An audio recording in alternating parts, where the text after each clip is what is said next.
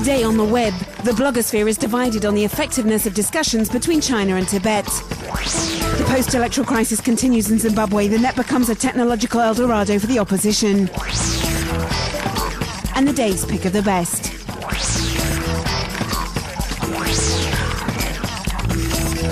The Olympic flame has reached Mount Everest summit, but the situation in Tibet and discussions between Chinese and Tibetan authorities have divided the web.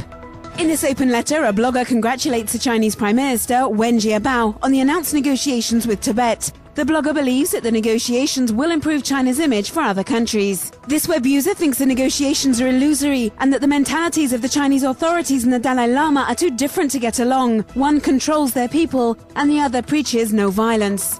Positions online remain strong, notably with the pro-Tibetans. This animation flays Chinese oppression in Tibet. And here, the organization Students for Free Tibet shows what will happen to those who try to perturb the flame's journey to Tibet. A video which warns members of the International Olympic Committee that they will have blood on their hands if they do not take responsibility. The post-election crisis in Zimbabwe could get worse. The regime and opposition is contesting the results of the general election, voting in half of the country's constituencies. Web users supporting the opposition are busy. The first phenomenon is the success of SMS.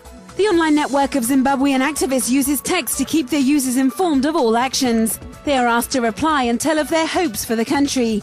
A long list of received messages has been put online. The pro-democracy organization Sokwanel has published a shocking photo album on the networking site Flickr to denounce the post-electoral violence and Mugabe's regime of terror. But the movement is also taking a lighter tone with a very successful non-violent e-cards campaign for change. And finally, many Mugabe jokes are appearing online. The latest is the creation of this false Twitter profile of the dictator. He talks about his daily life. Here he's bored.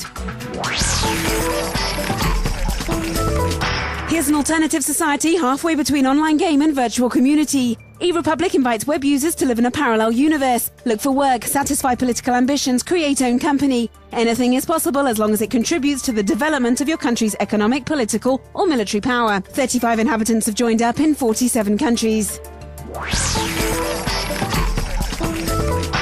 Guernica in 3 dimensions, a New York artist revisiting Picasso's work. In this video, currently circulating online, Lena Giuseppe uses her graphics artist skills to immerse us in the terrible world of the Spanish Civil War as seen by Picasso, a daring approach which works.